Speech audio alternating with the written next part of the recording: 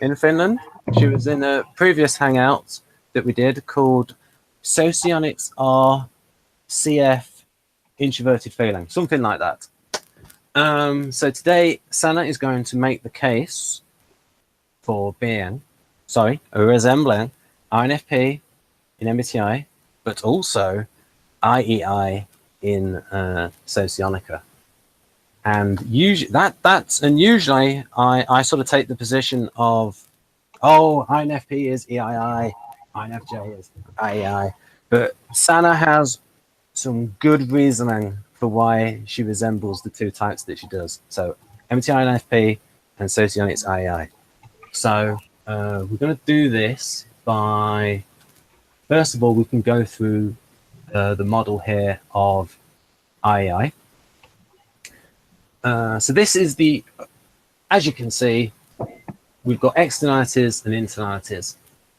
And the idea is that for an INFJ resembler, or rather IEI resembler, I'll call that the lyric. So for the, it's named after sort of like the lyric poet. Right. The idea is that they're comfortable overall with all of their introverted functions, and they have quite a large scope of use because it's all within the introverted attitude. And a sort of a better way to explain it is that when somebody is introverted, then their extroverted functions don't come out to play as much. So you can see that, and in fact, we might as well start there. We don't have to start exactly in order. We can actually start with the bottom row for one. So what I'm going to do, because it's actually probably easier to explain like this, at least with the FE. So you've got the externalities and the internalities. I'll just zoom it in there, and I'll also read it through for those people watching on a mobile device. I won't judge you for not having a proper computer. Right. Maximum energy. And I like the fact here that Victor's got maximum and optimum. And so it's like people can overindulge their two most, Model A would call it the ego row function. So people can tend to overindulge these functions to the exclusion of other ones. So you can see that here at the moment where I'm indulging the TI and the NE. So there, the idea is that when the person is performing their social mission, which is sort of like the role variant in Kersey. So it's like when they're in their introverted mode and they're in their NI mode, it suppresses the FE. And so Victor uses this analogy of the rider horse. So we got there. At close psychological distance, functions included in the bottom row are called internalities, which means that they are aimed at its territory. When working externally, internalization is suppressed and muted via the vertical supervision, one-way inhibition.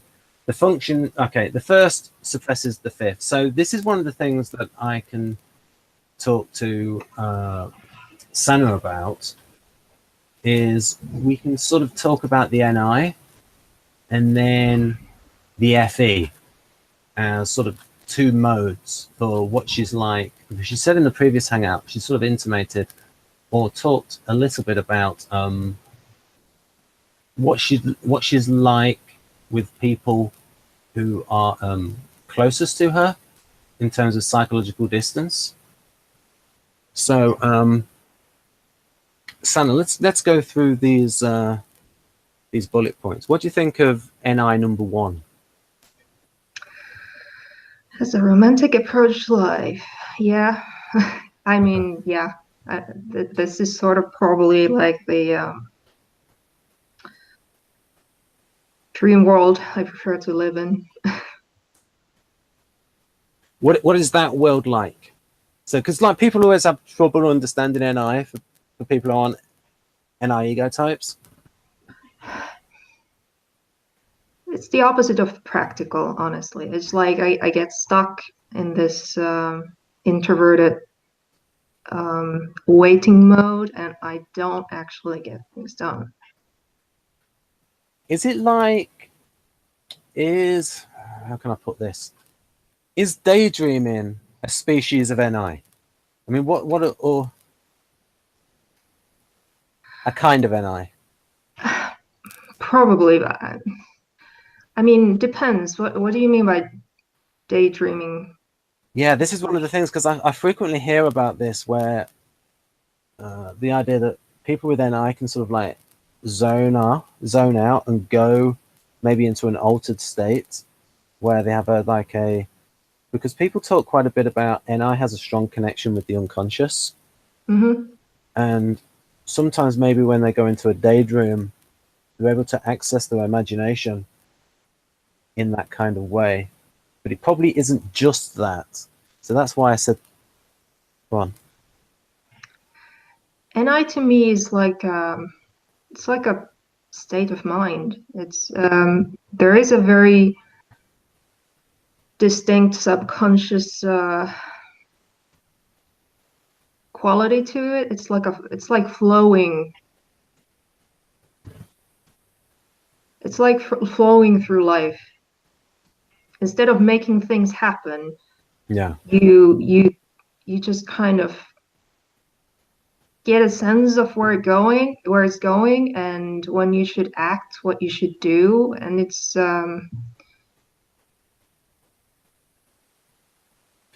difficult to describe. There are two concepts in NLP which sort of help to show what NI is like.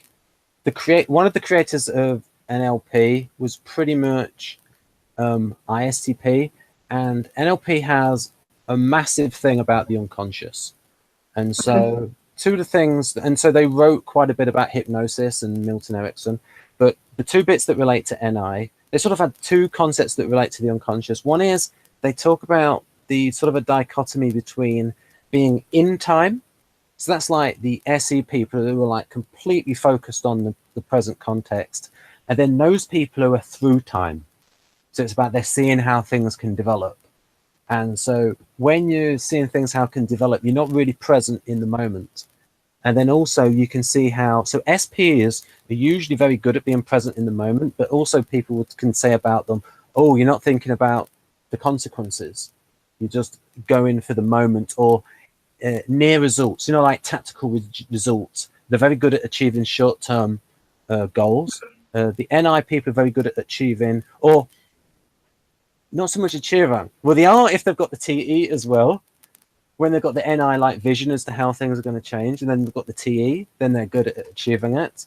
I think the NI and the NFJs is more related to bringing about change in other people.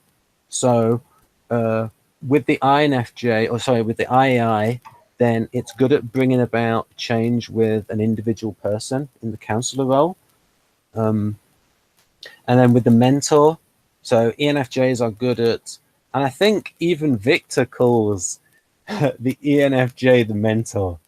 So which is, Kersey would call the role variant of ENFJ. So that's the best social role for the ENFJ to play. Mentor, educator. But getting back, so there's through time, the through time aspect of NI, and then there's also this thing called uptime and downtime. So when somebody is in uptime, they're very much focused on the outside of them. And so again, you can say that about, say, SPs, especially the SE DOMs. They're focused on the now, and they're very much focused on things outside of them. And you can say that downtime is the unconscious, imagination, dreams, daydreams, everything that comes from within. So, Sanna, are you ticking both of those boxes, through time and downtime? Well, to go back to what you said before about SPs, Yeah. that is supposed to be, I suppose, kind of the opposite. But I wouldn't say that NI is outside time or anything. I would say that NI just lives in multiple different times. You're always tracking trends across time, and usually way more than one trend. Like you're in the middle, kind of looking all over the place. Right. Like taking all the trends into account that are somehow pertinent to the situation. I remember Dario Nardi saying, so folks, if you search for VG number 3 or VGNI, you'll see the Dario Nardi hangout with Victor Galenko. And Dario shows some EEG activity, and he says that region, I think T6, behind the right ear in right-handers is very much associated with as Sanna said there about having various threads and seeing these options going into the future. Dario's saying that the NI types, so that's the equivalent of the ego row, dominant or auxiliary, they're very good at seeing multiple strands into the future. And he said that other types, especially the SJs, they can only pretty much see 1 or 2 scenarios going forward into the future. And what you can get with SJs is they do plan a lot into the future, but when the plan goes wrong, they have a tough time adjusting. I recently read the Kersey mastermind profile on the Kersey website, which has been redone. And I read something very interesting about how it said that the mastermind is very good at changing their plans as they go along.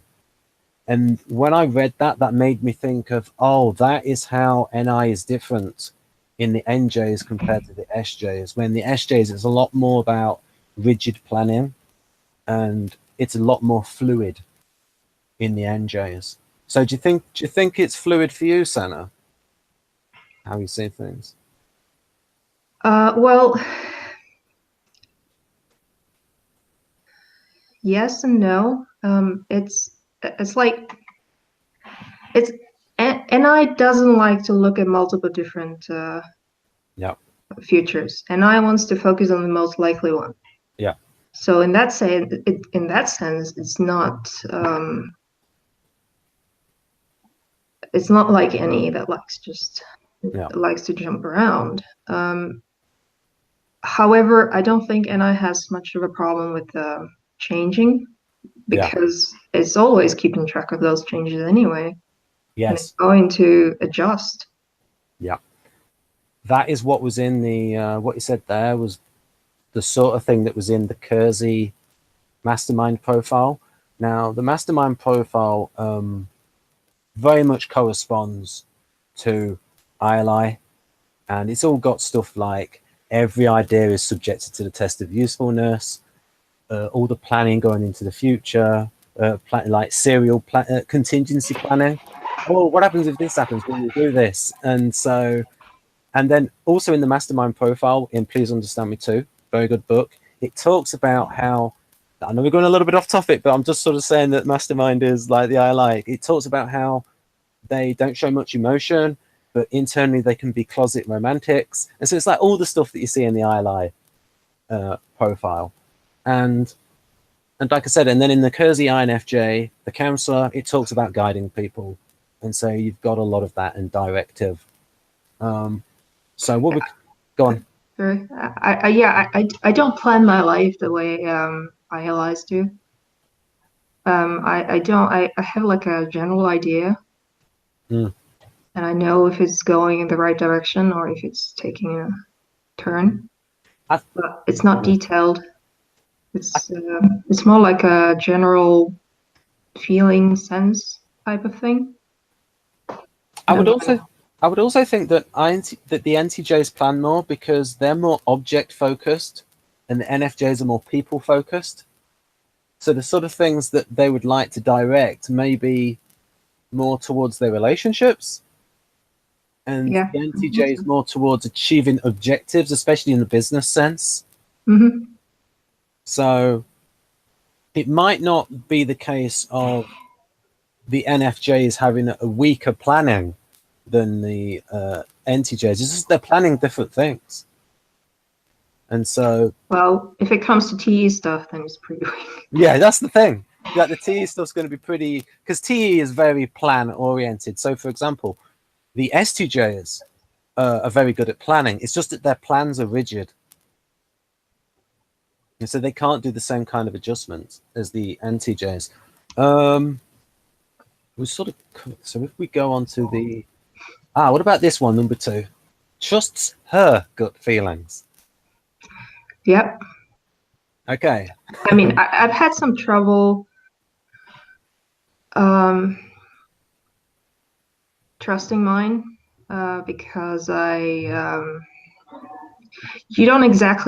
you're not taught in life that you can trust yourself. You're being taught that you have to trust outside authorities, you know. So it took me quite a few years and a lot of experiences where I didn't trust myself, and then I turned out to be right anyway, that I started to actually not question everything. But now I would say, yeah, I do. Now, how much do you think that is affected by the country that you live in? Because I think you've mentioned before that Finland is quite FI valuing rather than FE valuing, and therefore it might not be as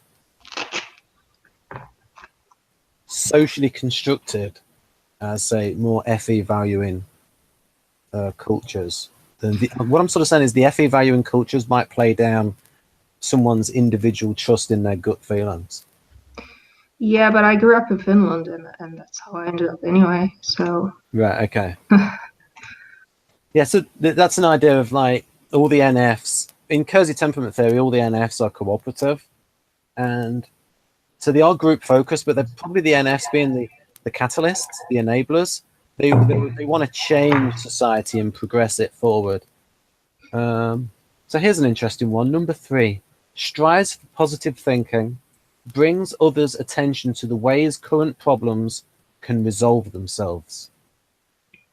Well, that's an interesting one, because I wouldn't say that I'm not really into positive thinking. I'm more into realistic thinking, or what's most likely. And then if I need to change something, then, you know, find a way to do that.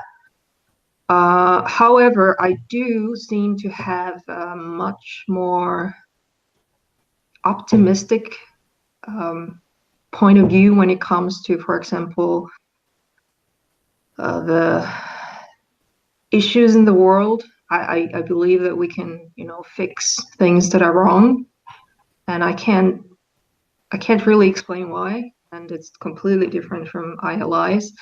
We don't really. They're not really as much focused on other people's problems. Yeah, I mean, I can focus on problems, but it doesn't really. I'm always focused on the change. Like, how can we fix a problem, and whether we're actually on the path where it's possible to fix them or not. And as long as I feel that it's possible, that it's still possible, I don't really worry. I start worrying when my NI tells me that, okay, we're screwed. So those things that you're looking at in order to bring about change, are they usually things that involve people? Well, for me, yeah. For me, I take the view that if I can help individual people, because I'm very one-on-one person, if I can help individual people, then those people are going to go out into the world and affect others, and they're going to affect others, and so forth. So it's like a chain reaction. I don't seek to affect large groups of people at the same time, but they do always involve people. Right. So, how about that one, number 4? Knows the right moment to approach a person. Yes, not just a person. It's more like the right moment to take any kind of action. Right. Interesting. Could you give us some examples?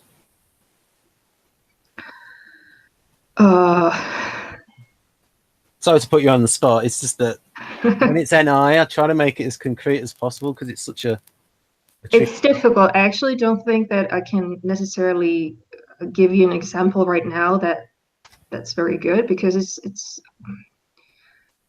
I'm always taking small actions to keep myself on the path, whatever that path is, whatever the goal is.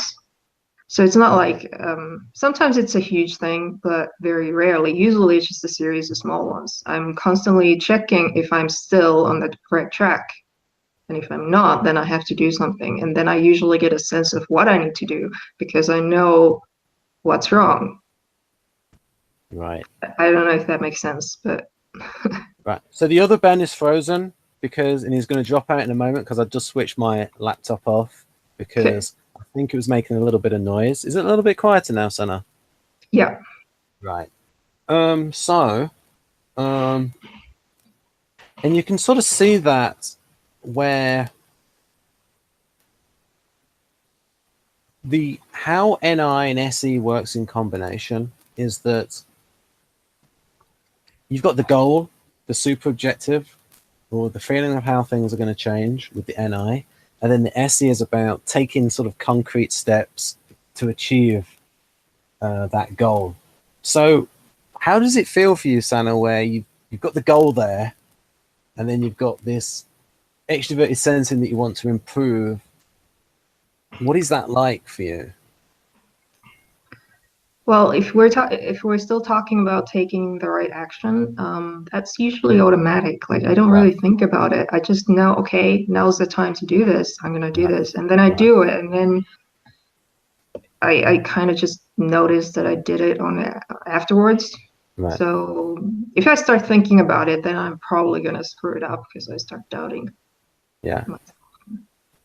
And also in your case, it might be a combination of more TE things that you're trying to achieve, and it's like more because like when it talks about like achieving certain directives on the way to a goal, that is a little bit more of the TE kind of mindset of like achieving these measurable milestones. Yeah, but I don't plan it. That's the difference. I don't know beforehand the steps that I'm gonna have to take. Right. It's very much in the moment. Yeah. Do you think INTJs know the steps better? Yeah. Right. So that's probably coming from TE then. Yeah. So what about this one, number 5? Prefers hints and allegories to direct statements. I actually very much prefer being blunt. However, it's often difficult to convey what I'm trying to convey in that manner because I may not have the words for it. So I think I do both. Right. So, I've got a little buzz going on. That's not my problem. I don't know why I have a little buzz. Right, I'm gonna try to avoid it. Do you hear a buzz? Yeah. I don't know what's happening. Oh, no, it's gone. Very strange. Very strange. Have a random little buzz. Right. So this is interesting. The FI working in conjunction with NI. So yeah, bye-bye, other Ben. Right. So in this really, although I've put FI, this is really R, ethics of relations. So, and this is where we can sort of like get to the crux of a little bit to the crux of the matter of the overall theme when we'll look at later, when we look at like INFP. What do you think about that one there oh yeah, I'll just say something about the creative function. So the creative function basically is like a servant of the lead function, but it's like an invisible servant that the lead function can't really see. It sort of like works in the background. So, but we can sort of question that assumption right now. Do you think you are aware of it, Sanna, or does it just happen naturally? How do you think you use FI and ethics of? So, how do you think you use ethics of relations? I'm always aware of the results.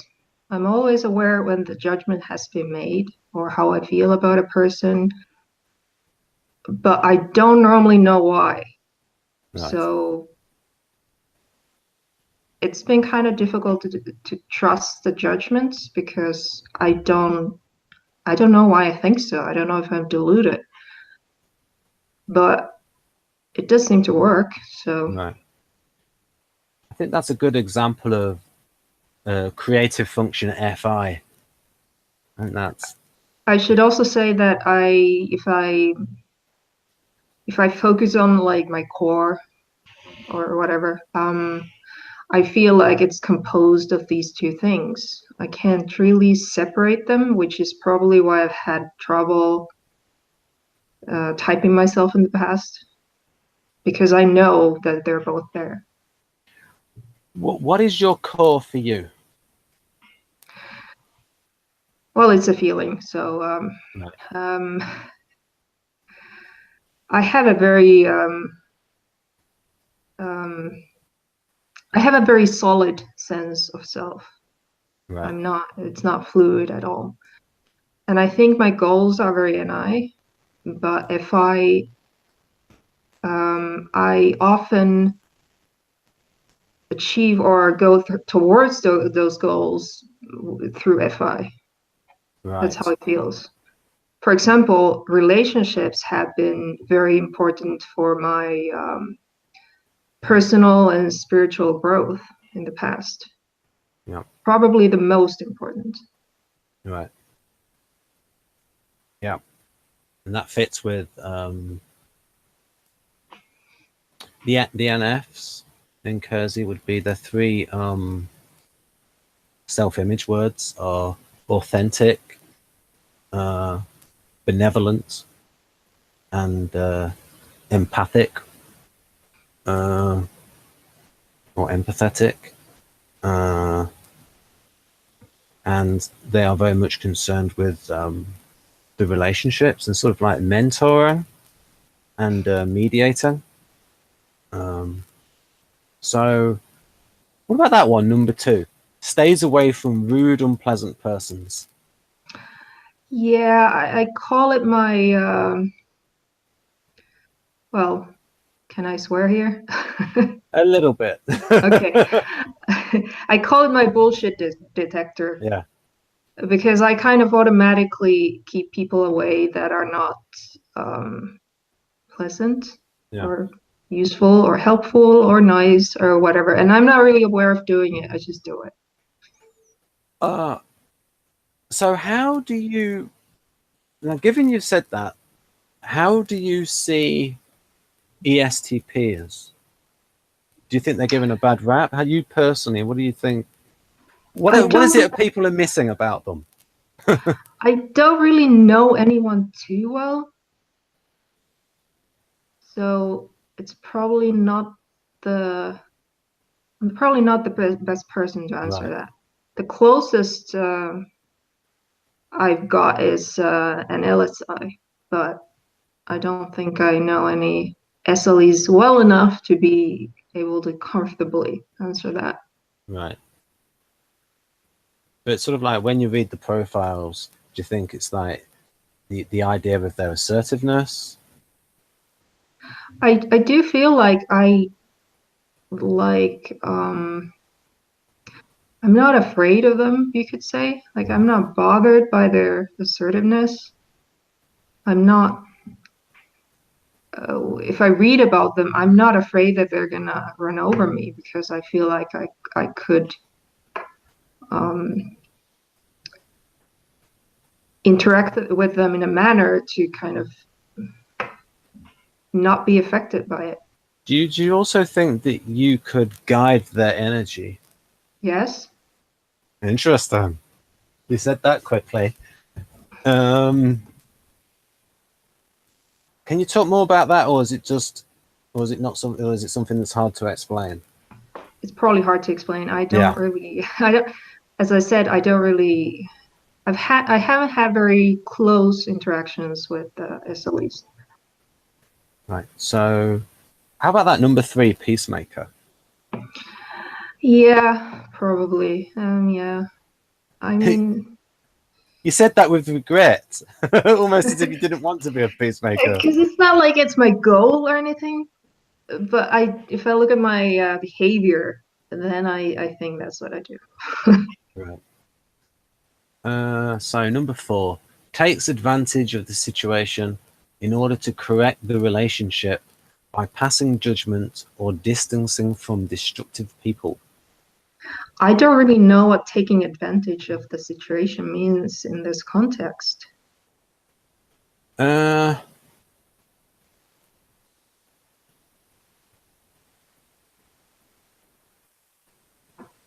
Yeah, that's tricky. Maybe it means uses the situation or is aware of the situation or can guide the situation. Yeah, I have complete faith in my ability to keep the proper distance as long as I don't let myself be guided by external influences. Right. Ah, yes. Because you have your own sense of self and vision and Yeah. targets. Right. So number 5 has acute awareness of conflicts evolving around her, successfully calms down the participants through analyzing the conflict in a sensitive way. Yes, I'm definitely aware of it. I can calm it down. I wouldn't say that I always do, but if people ask for my help, then I can do it. Right. Are there some instances where uh, uh, yeah, that's a different issue when we're talking about guiding someone and sort of like pushing them in the right direction. That's sort of out of the context of this because this is about more in a mediator kind of role there. So that's I can be a mediator. It's not necessarily my number one right. priority. Yeah, that's one of the theories in Kersey temperament theory that it's sort of like they can sort of enact the various roles, sort of the NF roles of the two mentor roles, which are the NFJs tend to be more suited to, and the mediator roles, the NFPs are more suited to because it's like they see more options and they're not as focused. The thing is, oh, sorry. Yeah, go on. The thing is that peace is not always what I think should happen. Mm. Sometimes the conflict has to happen. Yeah. Yeah, there's a little bit of SE there and NI as like, this is the right answer. The ends justify the means, sort of like in this case. Yeah, I mean, obviously, I'm not talking about like super destructive situations here, but like, normal interactions with people, conflicts. And also, you can see how that bit there, when the NFJ resembling person is unhealthy, that gets taken to such a large extent and becomes exaggerated and can become quite controlling in order to achieve their goals. And also, so there can be some confusion between, saying you get this a lot with the NFJ, between what the ENFJ wants and what the ENFJ thinks is best for the other person or the group that they're directing. Mm.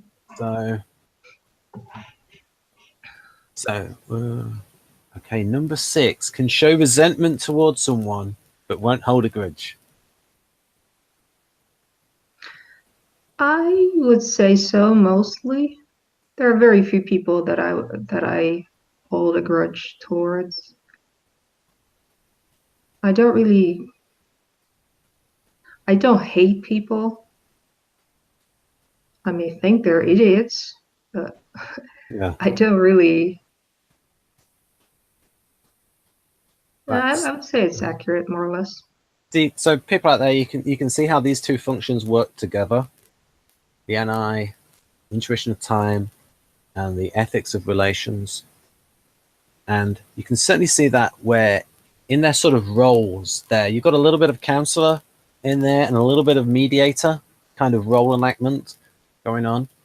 And then we've got, if we go to, right, so the idea, I'll just say a bit of, so you saw there, folks, optimum energy. So it's basically just, the more complex the task, the more energy as it's disposed. It's sort of used when it's have to. It's sort of like at the disposal of NI. This next one, the social adaptation block. It's like if there's a particular task to achieve and the first two functions don't suit the task, then this is where these two come into play. So we've got the role function here. Now the role function is of the same overall mindset as the lead function, and the overall mindset of I call it mindset to differentiate it from cozy temperament. The overall mindset is receptive adaptive, so that's the NI and the SI DOMs.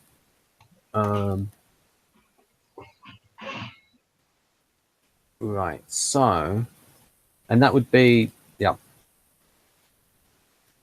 Right, so this is, they got here, functions at the minimum, so it's just enough to get the task done if it's a simple task.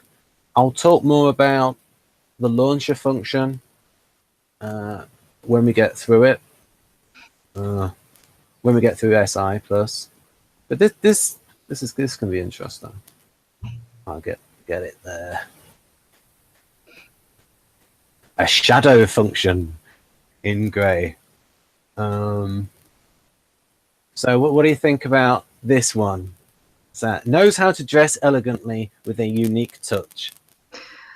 I think other people would probably say yes. I tend more toward slightly fancier than other people as well.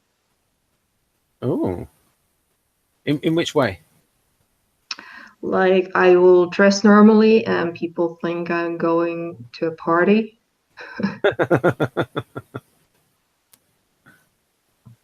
Right.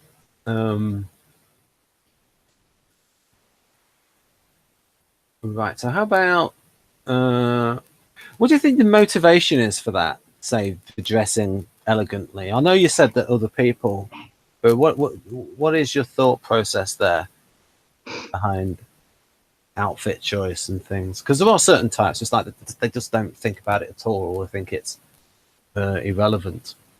I think it's a way to express myself. I like the way it looks. I think Right. it's pretty. Right. Okay, that's fair enough. We can talk about in future about Enneagram and like the Enneagram 4 need to like sort of like have an individual and have an individualistic touch, that kind of thing. So are you somebody who likes to have like their own individual style? Sorry, what did you say? Do you like to have your own individual style, or keep up with the current trends? I don't keep up with any trends. I make it up myself. Right, very good. Right, so Enneagram 4 points. How about that one, number 2? Often complains of poor health or discomfort, but will push herself to do usual routine work no matter how she feels. Absolutely not. I'm not going to push myself if I'm not feeling good. Right. Like no. Yeah. So as you've read about comfort sensing in socionics, do you think you're a little bit stronger at it than as depicted in the profiles, or has that increased in you, or has it always been there?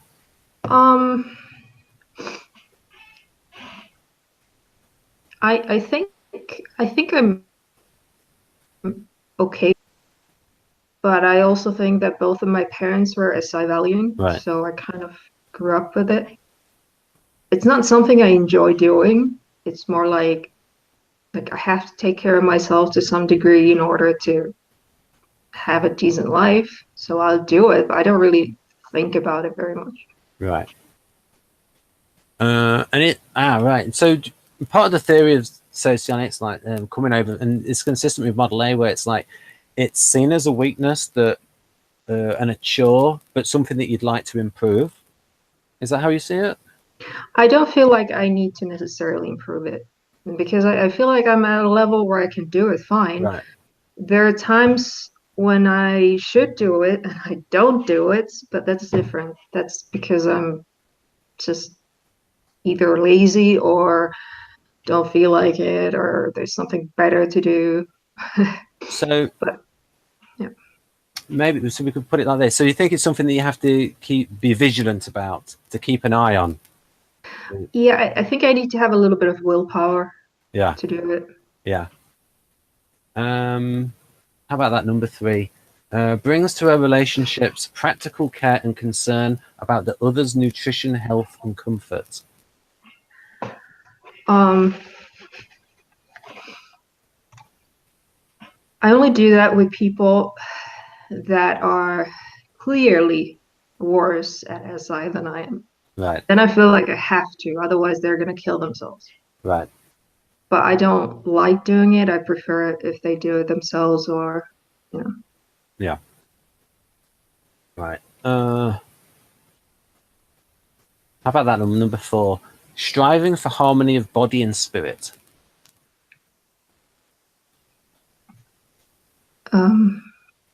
I'm not entirely sure what that refers to. Isn't that something everybody wants?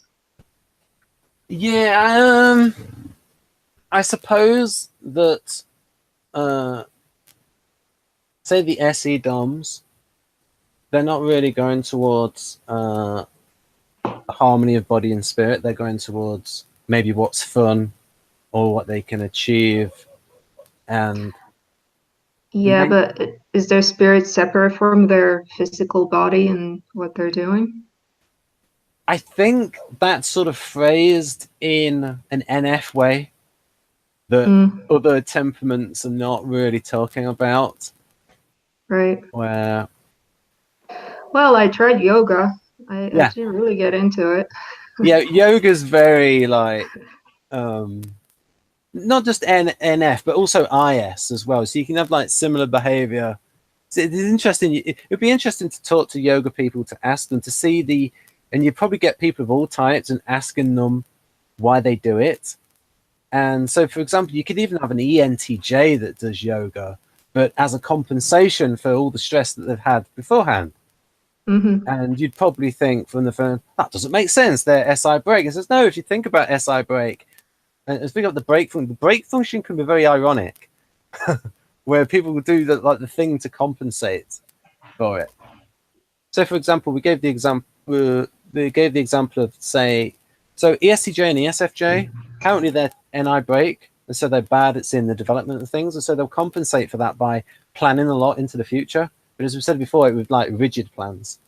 So the break function can be quite ironic. So they're just talking about ENTJs, and so there'd be interesting, like different reasons for people performing the same action. What about that one, number 5? Given time can adjust to a wide variety of living conditions. Probably. I mean, I have my standards, so I don't. I mean, I need indoor plumbing for starters, yes. but I think so. I don't have a lot of extra requirements for where I live. I don't need a lot of room except to paint, but probably true. Yeah, and you get SI points for that. I can ask you about your painting. What do you feel like when you paint them? It's usually a way to express myself, convey a specific mood or mind state. Right. Do you feel that with the NI being so hard to define, do you feel that you're almost getting some things out, expressing some NI things through your art? Oh, definitely. You want to see my art? I think yes. It's very nice. Yes. I can link it in the Facebook chat. Right.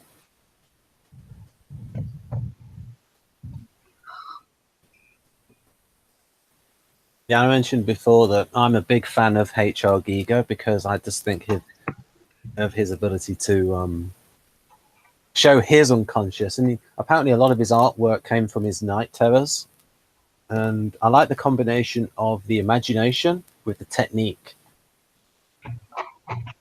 Yeah. Well, there's my website. Okay.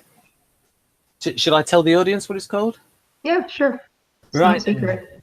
Right then. So it is Something like Batsilicious. Yep. So BATSILICIOUS.com/portfolio/. Wouldn't it be easier to just type it on the screen? Probably. I'll try to remember to put it in the video description. Yeah, I'll try to put it in the video description. I mean, unfortunately, the thing doesn't work. The sort of banner that can come up at the bottom. I could have written it in there. But yeah, so I'll just talk about the launcher, and then I'll. Right, so social adaptation block. Right, so this one's a little bit tricky. So in Victor's mind, this is a very sensitive function. This is like the hidden agenda in Model A. I almost call it like the people are quite ambitious for this function, just as people are ambitious for the suggestive function or the manipulative function in Model G. And so I tend to call it the eyes are bigger than your belly function. So it's almost as if the I.E.I. resembling people have this sort of like hunger for TI, but then they can very quickly get full of it. So if they get a little bit too much of it, they can get. So is that your experience of it? I can go into TI mode for long periods of time. The only time when I have too much of it is sometimes when I have a conflict with an LSI. Because they go into this very, very TI. So yeah, that's the only time I've experienced having too much TI. Now I've just noticed something there, and this is for later on, folks. When it says there, position 4 activates position 1. So there's a thing that Maria has told me about called the beneficiary shift. And this is where the launcher function stimulates the first function. And this is why you get a lot of INFJ people on Facebook going into INTP mode. Because it's like the launcher function, then the dominant function. I've just noticed something there. Position 8 activates position 5. And that's something I've not talked about a lot in the past. So maybe, well, when we get to that, we'll talk about maybe NE that you don't have a lot of energy for, but you'll have lots. The idea is that the I.E.I. resembling person has a lot of ideas and possibilities. It's just they put them to one side because it contradicts the NI. And it's just sort of like a background process. And so maybe sometimes it can activate the FE, but we'll get to that in a minute or few. So we're on the TI at the moment. But hopefully, Sanna, you can remind me about maybe how the control function works with the auxiliary function, because I've not really talked about that before, but it is one of these things that I can see in behavior maybe. So they are stimulated. So the Model G is like, this is the most sensitive function. So it's like the TI and the NE, very sensitive functions in the I.E.I. And it's sort of like they're the starter motor for getting the main functions going, NI and FE. So do you think that sometimes when you encounter a TI thing or a theory, it's sort of a starter motor for you to go into your own NI mode? Well, yeah, I think they work together. I mean, they have to. What would be an example for you in your case? Whenever I'm learning something, analyzing something, any kind of research. What kind of research? Well, typology, for example. Okay. Could you give us an example of a bit of theory that you've read that's caused you to come to a certain realization? So we could sort of say that the realization is coming from an NI place. Oh, that's super vague. Yeah, well, sorry. But I mean, how, okay, how am I supposed to give an example of something that's like a baseline process? right, okay. How do I separate the when it's working from when it's not working? Okay. Well, you've answered it like that because it's like it's something that's there a lot. So do you think that you're... Yeah, I think I've already asked this about you going into INTP mode. I think I've already asked that. Yes. I'm not sure. So what about that one? The TI minus #1. In the absence of clear rules, may be disorganized. I'm very disorganized. If we're talking about life in general, yeah, I'm absolutely disorganized. Yeah. I put my webcam high enough so that you can't see it.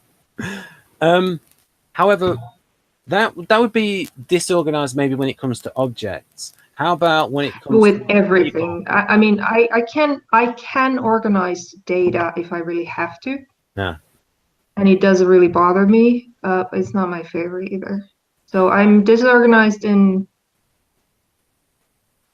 well, definitely physically, but how about when it comes to people and like remembering to go to events and work into or maybe something if it's to achieve something for a particular person? Are you more organized when it's personalized? I will have a vague plan probably, but it's most likely going to change. Right. I will adjust. Right. So, okay. So we've done now this is so another way I would put it for the externalities is that they have a wider scope of use than the internalities. And so with the internalities for introverts, it's almost as if they don't really use their extroverted functions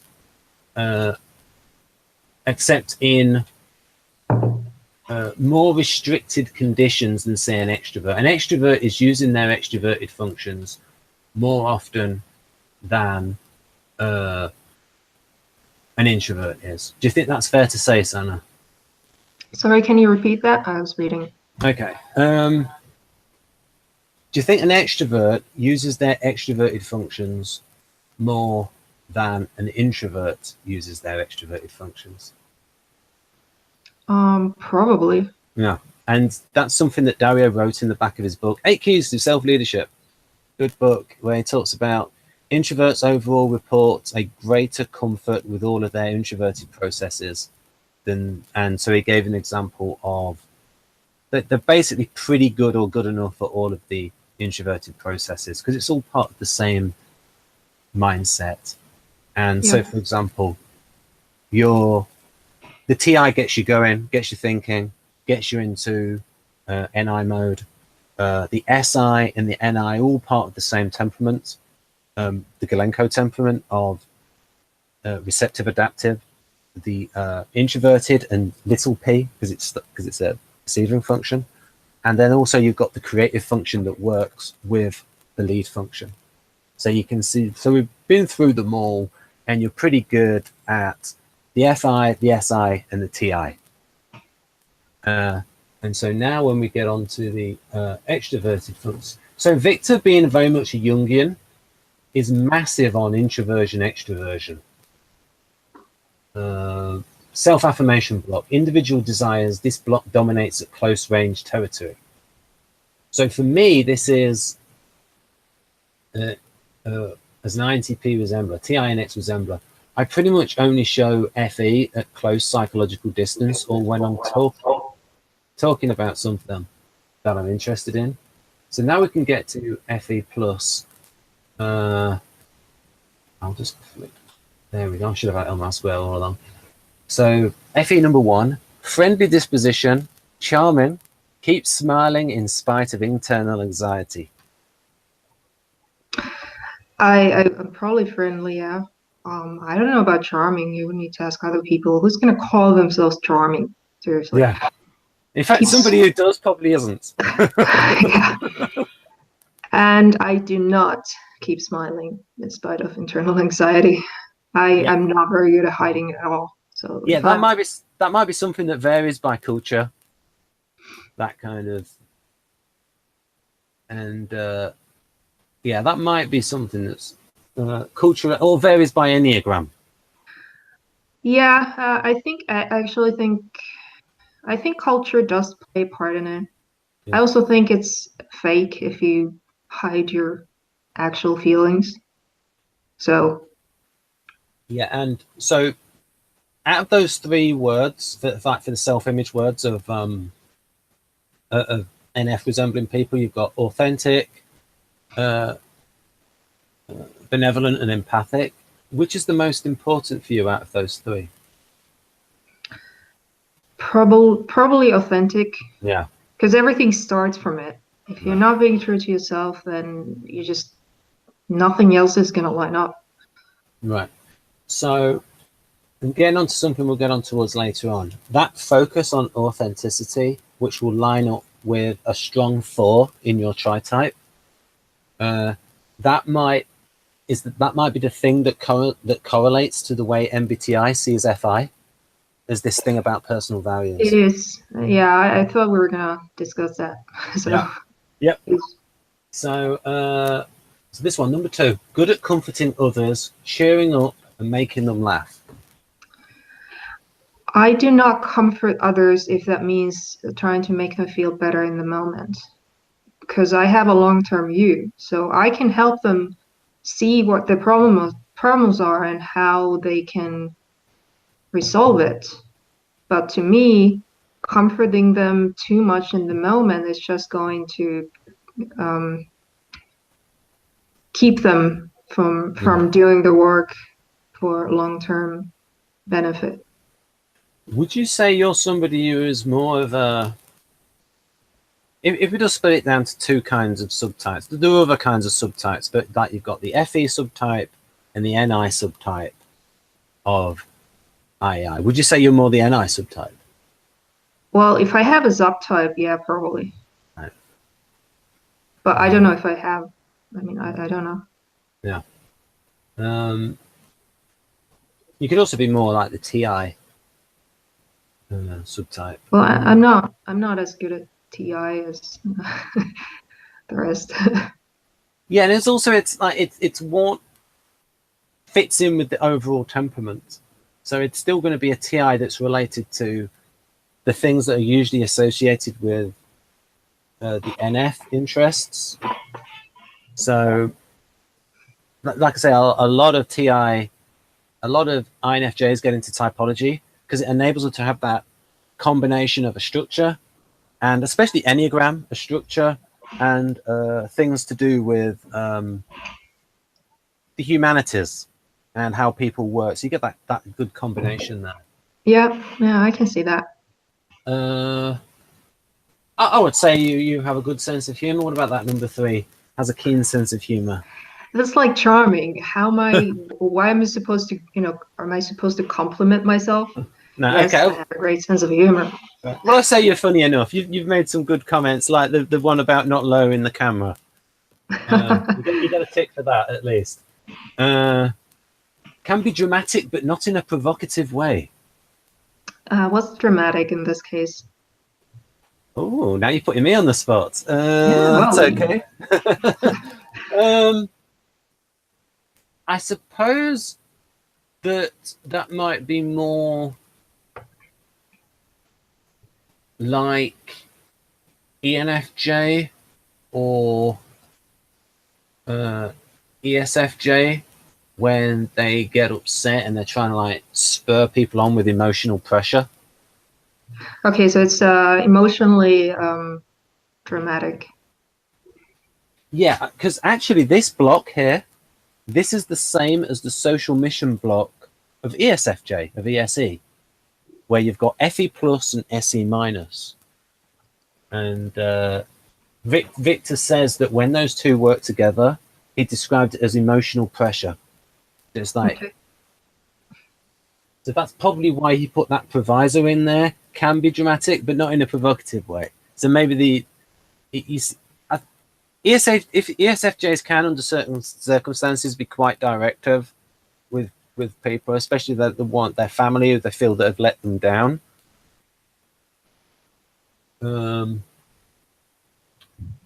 What about?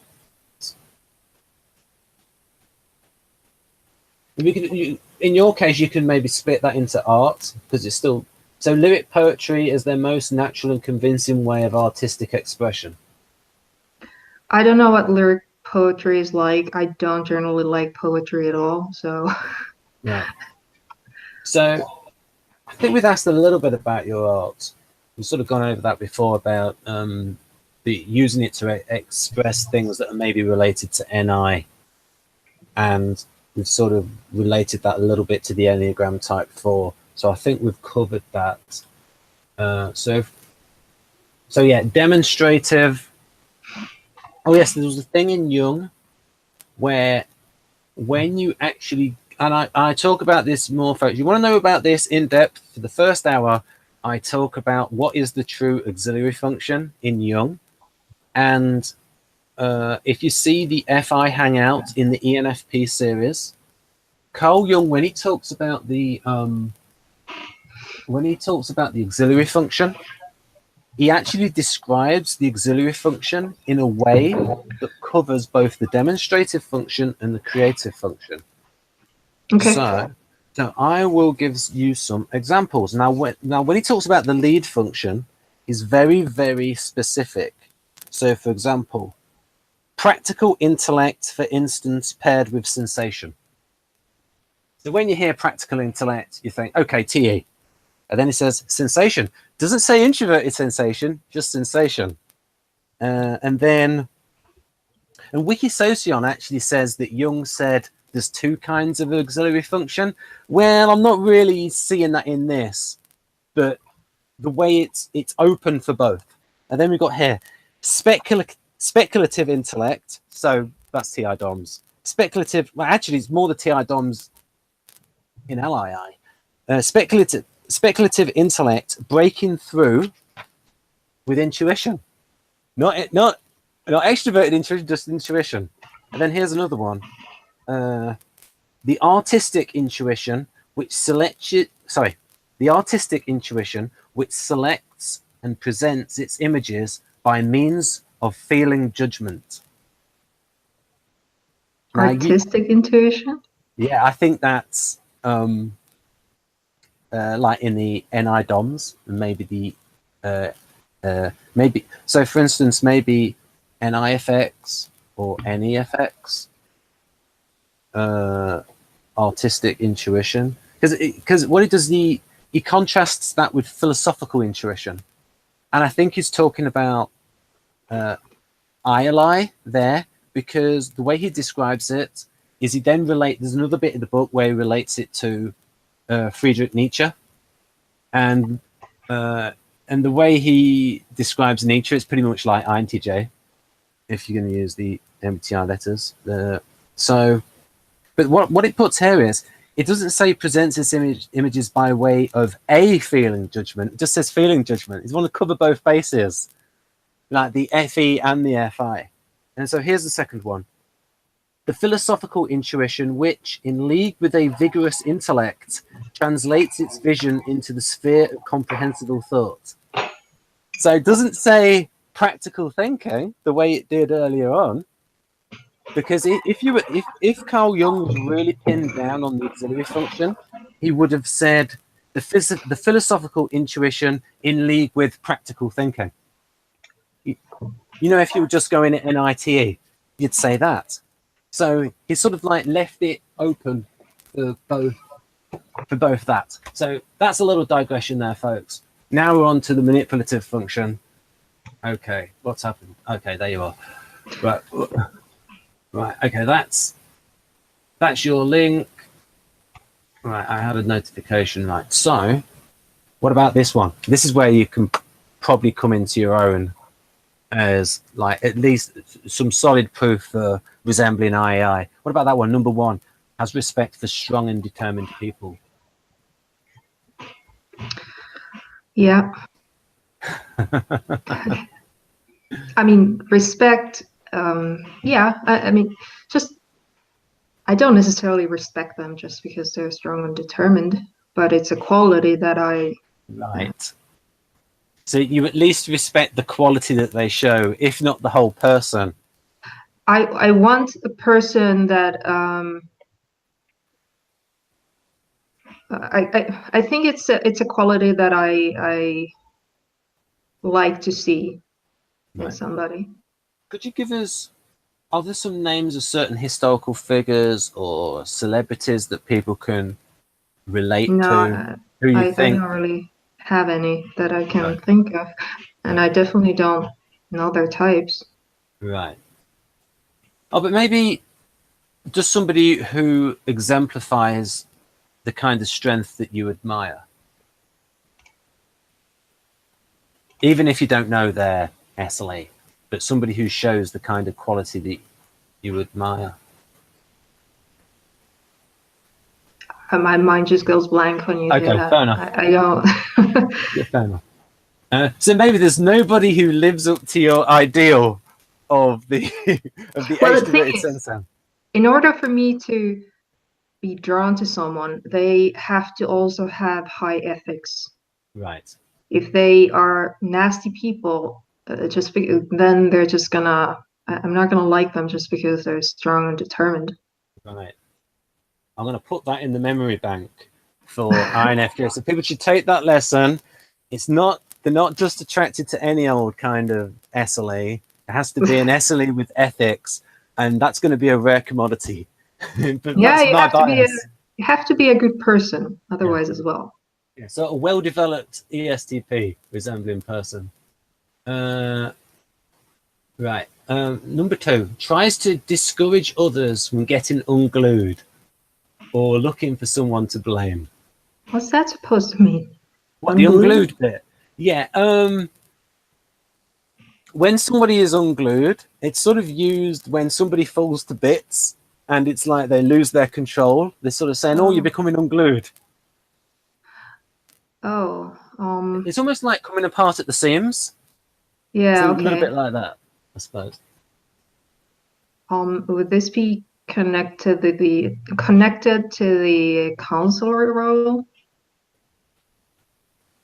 I suppose it's more because it's in the kind of role of mentoring people and guiding people. Because I do find that people come to me asking for help, and for a period, I have to kind of hold them up. Yeah. And then we've got there, as you said, you've gone forward a little bit onto number 3, responsive to calls for help. What about that number 4? May show unexpected courage under pressure. I think I'm surprisingly effective in an emergency. At least if it's a kind of emergency where I know what to do. Right, so you can see there about this idea of scope of use and on its territory. So unexpected courage under pressure, whereas for somebody with extroverted sensing in the externalities row, then it's got a wider scope of application, a wider scope of use. And particularly with the SE dominant types, where they can use their extroverted sensing in a wider number of cases, rather than it just being specific circumstances, the way it's sort of defined in this box. Right, number 5. When driven by strong emotions, becomes single-minded and pushy. I can definitely get pushy when I'm trying to help people. For sure. So you can see how, and you already know this, about how the NI and the SE are working in tandem. So, and especially the NI when it's with the NFJs and it's related to enabling people, bringing out change in people. And so you've got the NI, which sees how this person, what goal they need to go towards, how they can develop, and then the SE, which is like applying a little bit of pressure to like sort of guide the person in that direction of where you think is best for them to go. Yeah, I'm relentless. Oh, Good in the counselor role. Then we got the inflation avoidance block. And Victor used this metaphor. And it's probably not because he's an Austrian. It's probably because he lived through very high inflation due to increasing the money supply. Overvoltage on this block leads to collapse of the mind, just as monetary inflation leads to collapse of the economy. Yeah, debt monetization, that's increasing the money supply, and then using the money that that's been created to buy government bonds. And then the government spends that money into circulation, and because that increases demand, it raises prices. So yeah, the break function is same as the vulnerable, same as place of least resistance, equates to the trickster function in model B.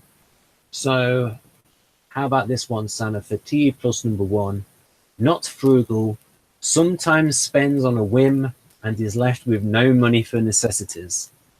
not true. I'm extremely frugal. Very good. I'm not good at making money, though. I'm just very good at holding on to the money I've got. Right. Has that always been the case with you? Yeah. Right. That's also something that I was raised as. Right. Yes, that's something that happened with somebody before in World Socionics Society. This was somebody who was an IEI resembler, who I believe is an IEI resembler, and they categorized her as IEE, as ENFP, because she talked about these kind of TE things, and they made it look like, oh, she's a natural TE valuer. But it wasn't because of that at all. It's because she grew up in a family where there wasn't a lot of money. And so she learned to be vigilant about those kind of things. Yeah, I was just raised to not waste money. It wasn't because we didn't have any. It was just that, you don't need stuff that you don't need. Yeah. So don't waste it. Yep. So number 2, while working, the associative train of thought frequently leads her away, so it's hard to stay on task. Yeah.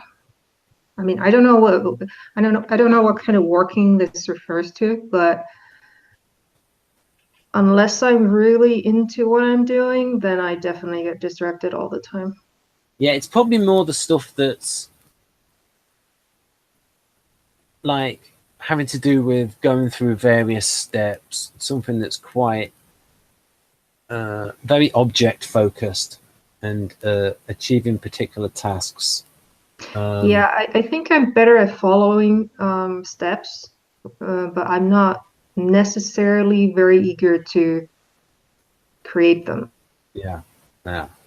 To plan that way, but if somebody gives me a piece of paper with steps, I can definitely follow that. Yeah. Yes, it's more a case of like the energy for it, the enthusiasm for doing this, and that intellectually knowing what to do, but it just being a drain. Yeah, I don't think it takes any energy to follow it. Yeah. Well, how about if it was something that was like a long process, and if you had to do it day after day? I would probably get bored. Yeah. Yeah, that's the thing.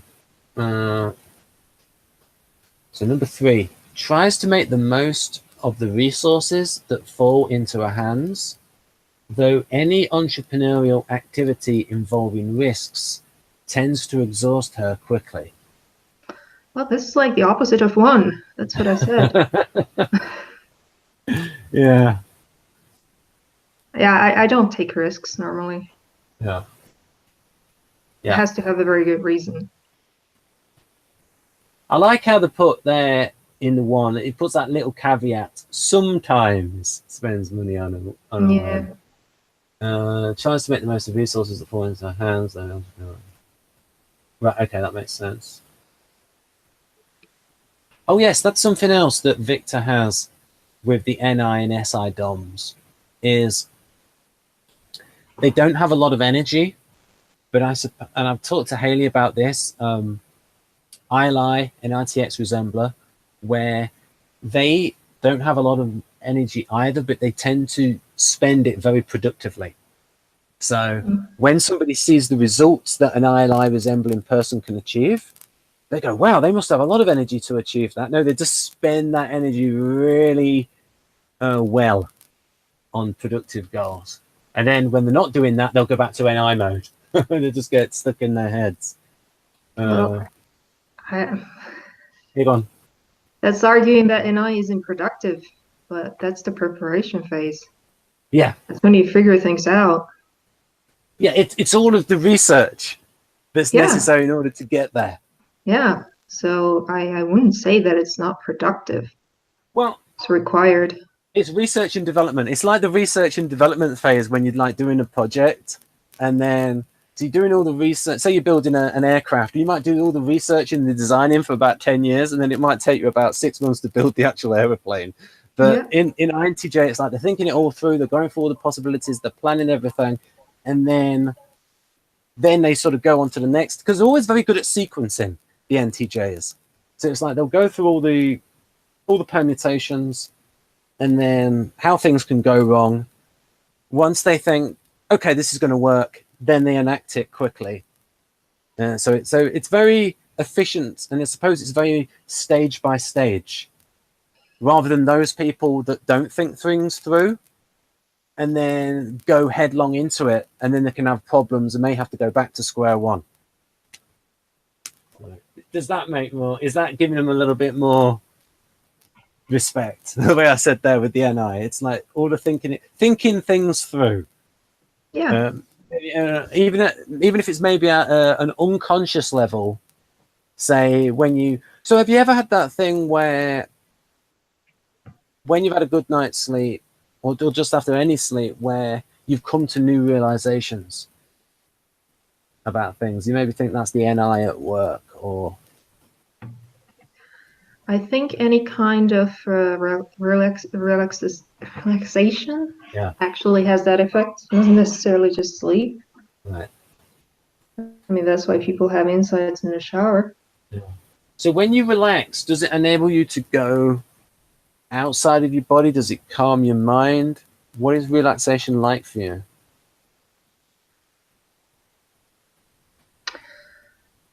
Well, are we talking about physical or mental? Well, sort of both. What is it? Is it a state where you can relax your mind, where it becomes clear?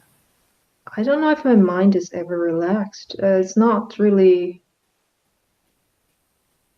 I mean, there are times when I'm not consciously doing anything, but I'm always aware that there is the unconscious part working on something. Is it a case where you're relaxed when you've not got these external things sort of impinging upon you, and then it allows you your natural thoughts and realizations to bubble forth from your unconscious, and then think about those? And that's relaxing for you, rather than having to deal with external considerations? I think my normal state is probably this sort of state of aware relaxation. Right. Like I'm not. It doesn't feel like it's draining me in any way, but I'm not necessarily actively directing it. And that's probably the best time for the insights to actually appear. Right. Yeah, so it's like that thing, is like the harder you look for it, the harder it is to find, because you need to have a clear mind. Yeah, if I'm stressed, then it's going to have a huge effect on this. Yeah, and that's sort of an example of a thing where It's almost like that time I mentioned before, like uptime and downtime. If you're stressed about things that are external to yourself, it's like making you preoccupied with things that you don't want to be occupied with. You want to be able to go into yourself. And because NI is the most inner directed function, the most introverted function, as it were, you have to sort of, so do you like to block the world out as much as is practically possible? Yes. I Right. also like to occupy my mind with stuff. Like I will play computer games a lot just to kind of not think. Yeah. Ah. And whilst you do that, whilst you're engaging the extroverted sensing that uses a different part of your brain, do you sometimes have things pop into your mind that's like more of an NI thing, or realizations about something completely different, or do you just like to go into the SE mode of Usually it doesn't happen during that time, but it does have an effect on my overall well-being because it's fun. Right. And I like doing it. I've noticed this with a lot of NI DOMs. Like Dario, I think he's written a book about computer games. And Jonathan, I've just noticed that the NI DOMs do like to get their SE on in playing relaxed by playing a computer game. The number of times I've seen on Facebook, Jonathan is playing Angry Birds. Well, I'm also quite competitive. I'm competitive in a hidden sort of way. Like I don't necessarily voice it, but I'm definitely competitive. So if I'm losing, then it might have the opposite effect. Yeah. Just end up feeling worse. But generally, I like it. Right. So this is now we're going to, and now I've remembered that thing. And I've not really talked about this before, where I've talked about the launcher function, because I actually forgot that the control function actually stimulates the demonstrative function. So position 8 stimulates position 5.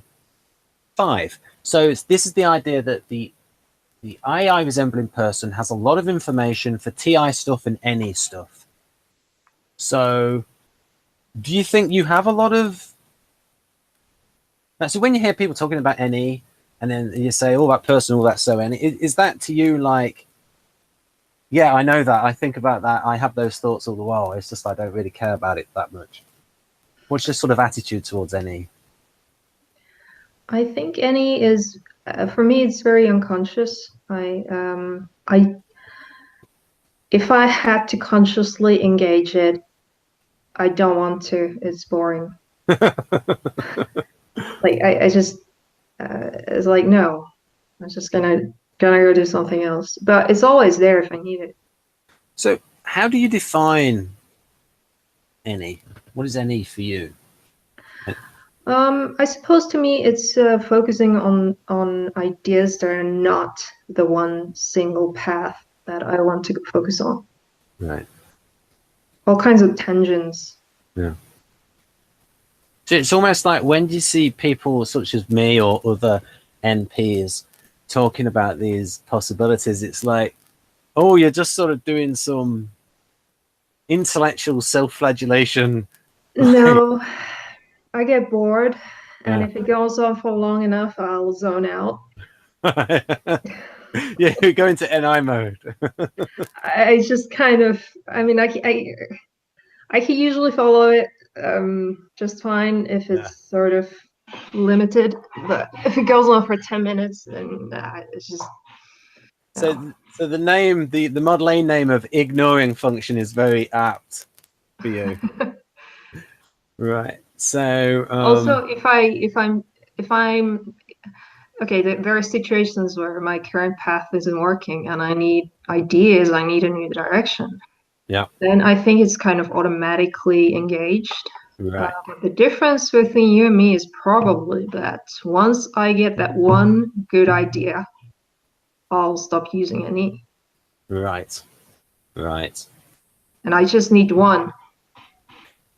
Do you ever think you use the, because theoretically, like the 8 would launch the 5. Do you think sometimes you use any to help you with some FE situations, maybe as an angle to like help you when interacting with somebody. Yeah. Oh, could you give me an example of that? Because I just thought of that now because I forgot to think about the 8 with the 5. Well, for example, if my approach just with someone I'm trying to help isn't working, Yeah. then I'm gonna try and come up with a different angle. Right. And I will do that until I find one that works.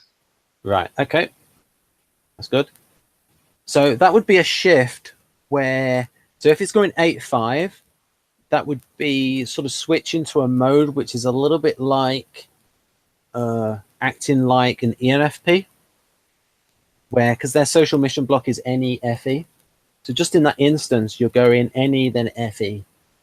A little bit like, I need to think about what that is for me. Then I can think about what. Oh, yeah, that would be like extinguishment. I don't know if that's a shift.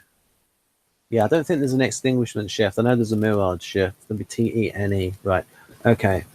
What have we got here? Okay, so number 1.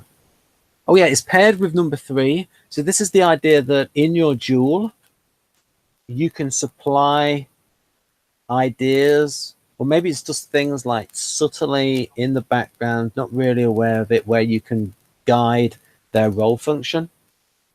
And the same thing would be with them, with their SI. But your SI is pretty well developed anyway. So the idea was that their information for it would guide it. That might be something that's more within the realm of the model than a thing in real life. I've not really seen that. I would have to observe a dualized couple. So what about number 1? Curious, has a soft spot for new and unusual things. Shinies? Yeah. What are the new and unusual things that you like? Well, I think I'm generally curious about a lot of things. About new and unusual things. Could you give us an example of the sort of things that are interesting to you? Because it makes it more concrete. Well, yeah, I was just about to say science stuff. Right. What kind of science things interest you? Basically anything to do with space. Ooh. Yeah, and I would say this is an example of where the INFJ the I.E.I can act a little bit like an INTP, go into that INTP mode of, because these two functions, you do have a lot of information for, the TI and the NE, but it's sort of, there's a limited amount of energy. Yeah, I'm probably not very thorough. I'll just look things up and then I'll move on to do something else. I don't think I will spend a lot of time on it. But it does keep happening, and I will learn small bits here and there. So are you the sort of person who would watch something like Minute Physics, where it's like the short videos on physics? Yeah. Right. I need to watch that channel. I'm subscribed to it, and I have it open as a tab, but I need to watch it. What was the channel? Minute Physics. Yeah, I don't really know that one, but I watched other stuff. Yeah. I mean, sometimes that's not entirely accurate, and their videos are over a minute, but they usually have short videos, and I think that's the right length for that particular kind of subject. Well, actually, when it comes to that stuff, I will happily watch long ones as well. It's just that I don't do it every day. Yeah, yeah, because you don't, INTJ and INTP is not your best fit type. If you were doing that all the while, you'd probably be an NT. Yeah. Because if it walks like a duck and quacks like a duck, it probably is a duck. Here we go. This is interesting. Number 2, will easily see through attempts to hide or fake something. I would say yes, but what's the context? What kind of things? Yeah, and plus also you might not know about those instances where you that haven't. too. I was thinking that actually, but considering how often I feel that way, I would say that at least some of the time I'm doing it. Yeah, yeah. I mean, that makes a lot of sense, because if somebody is if they relate to the NF characteristics, then they're going to be related a lot to thinking about people, their own motivations, other people's motivations, and so they're going to be very attuned to looking at those sort of things, especially people's motivations. Are you very much like that, Sanna, where you are focused on someone's motivations? Yes, I think it's often it's quite obvious, and I don't know why they even try to fake it or hide it. Yeah. And there's one thing that Dario mentioned, and I wasn't able to phrase it right, and he phrased it perfectly, that certain people who are into typology, who are saying not NFs, might be atypical of their type. You know, to be like so interested in like someone's personality. So if you've got like an ESTJ that's really into typology, then it's like they're probably atypical of their type. Well, I think typology or any personality system is going to help anybody deal with other people. So I think that's where most of the interest comes from. Although there are some people, especially you get some people in the socionics community who can become blinkered by the functions, and it's almost like that Buddhist thing of the veil of Maya, where you see things through stuff that you already know, that you can't accept new information that doesn't fit your previous constructs. So maybe somebody who becomes, say, too much focused on one typology, they tend to just select information that fits that system, and so they can ignore things that are very important. Yeah. So this is why it's good, folks, to like know lots of systems like Enneagram, Socionics, Kersey, but then also to notice those things where people differ from a type pattern. Yeah. I would say that you should never use any typology system as an excuse. And I've actually been accused of being too rigid when it comes to socionics because I demand accuracy in a sense. Like if we're talking about Model A, I don't want to mix in MBTI, and I pissed some people off with that. And I'm one of those people. I mean, I used to be very much a compatibilist, and then I was looking for Victor's and I think more say the Model A, like say Model A ESI. It mentions like in the Model A ESI in about 2013 on Wikisocion, back when it was wikisocion.org rather than .net, and it mentioned like impulsive 5 or 6 times. And I'm thinking, yeah, this is pretty similar to ISFP. But when you read Victor's ESI profile, this is a type that does not want to take any risks. And he calls it the Guardian. And it's like a hardcore version of an ISFJ. It's like a type unto itself. And I have seen some people in reality who are like the ESI. And it's like, it's definitely a type. It's definitely something that exists, and they're like that moral guardian that's very like somebody like Mary Whitehouse. Mary Whitehouse was a campaigner against things on television that she didn't agree with, and she was the leader of the National Viewers and Listeners Association, and so she was against like too much sex and violence on television. It was like this moral crusader and coming down with her views on things. It was like a lot of introverted feeling, but with a lot of force behind it, with these moral judgments on people. So quite different from ISFP and ISFJ. So that's why when I did the Model G of that type, I kept all of the functions in the Galenko codes, like E and R and L and T. That kind of thing. I prefer to do that always. It's just that I tend to do it like this if it's roughly equivalent, in order to help people. It's like I said before, if they already have their framework, if they already have MBTI, then I want to show them things where, okay, this is pretty close to this profile, and these are the new things that you can learn from Socionics, say about the shadow functions. Yeah, you'll learn about the problem is that then people do what I did in the beginning, which is assume that they're exactly the same thing. Yeah, well, I always try to bring up and I will in future, and I always bring up the sensory introvert profiles don't match. I mean, Victor's SEI profile is about an 85% match because he has that TI plus, which is very like follow the rules and stuff, which is a bit SJ-ish, and so overall, but there's little bits in there that don't match. And there's certain things in the extroverted sensor profiles, and I've been through SEE with Jeff, who is MBTI and Kersey ESFP performer, and Victor's one is roughly equivalent because it's like the politician.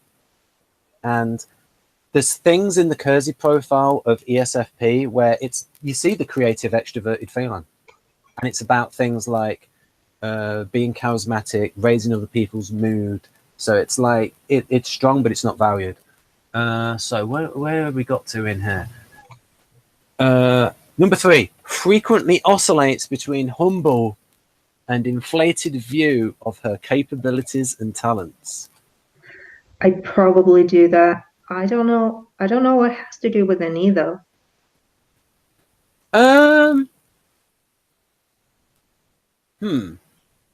Maybe it's this idea of frequently in Model A, they'll talk about NE as the perception of potential. Yeah, true. Yeah, that makes sense. So maybe the idea is here that they can confuse potential with ability and a capability of achieving something. Yeah, I would say that's a failed attempt to NE though. Because if you're using it properly, then you're gonna know. Yeah. If you are able to remain objective. Yeah, well, that's one of these things. Yeah, I see what you mean. Yeah, but maybe they have this thing where, yeah, I have that capability, I just can't be bothered. So that's why they have that inflated view of it. But then the reason why they'll oscillate is they'll go, yeah, but I've really not achieved it. Yeah, but I've got all this ability, but I've not achieved it. So that's sort of, you see what I mean? Like alternating between the thing that they think they're really good at and then not actually doing that thing, and they'll beat themselves up a little bit for not doing it, because part of them will say, well, if you're also talented, why haven't you done that thing then? Yeah, I think when I question myself is when I fail to achieve, which is a lot.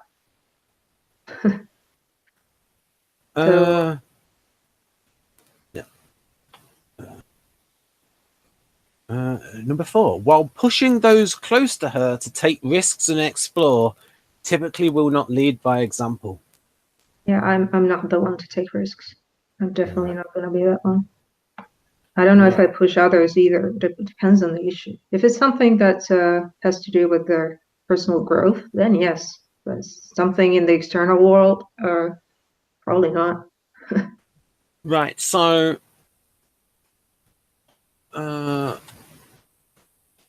Sanna, we've gone through this I.E.I. profile. Yep. Do you think we should talk about the INFP in a separate video? That's up to you. It depends how much you've got to say on. Okay, but honestly, okay, let me say this: we haven't really addressed any of those reasons why I'm different types in this different systems. Like we only went through the why I resonate with I.E.I. Yeah. But in order to go to the actual reasons and the analysis that I did to get there, we have to cover INFP as well in MBTI and then compare them. Yeah. I think we might do that because I can like set up another video, because this one enables people to look at this one as a block, and then the next one we can go over INFP, and it makes it easier to title it as well. So overall, what do you think of this profile and how you relate to it? For the most part, I relate to it. There are some parts where I really, really don't, but there's only a few of them. Like the being frugal part or the comforting people part. Yeah. Maybe there's a little bit of overlap between SI and TE for the IEI, and maybe because your SI is developed above average, that a lot of the TE things for you where there's an overlap with SI, because you're not like the NTJ is trying to conquer the world. It's your TE things that are more maybe TE steps in order to achieve SI things. But because your SI is quite strong, then maybe your NE is not as weak. Sorry, your TE is not as weak as, say, the profile is. I don't know. I feel like it's pretty weak. Like Yeah. I struggle with TE things at the moment because I'm trying to get my career situation sorted, and I definitely feel that I'm not very good at it. I have to do it, obviously, but I think there's a little bit, sometimes there's a little bit of overlap between SI and TE in terms of SI being like doing those things that are related to your body and your health, and maybe there's a little bit of housework in there, and so it's like that could be a little bit covered with the TE, but it's like if you got the SI thing covered, then it's like at least in your home environment you've got all of those things organized, and so then when you look at the bits that say oh frugal overspends, it's like not so much me. So it's like just a little bit of overlap. There's even more of an overlap between SI and TE when it comes to MBTI. Right then, so it depends.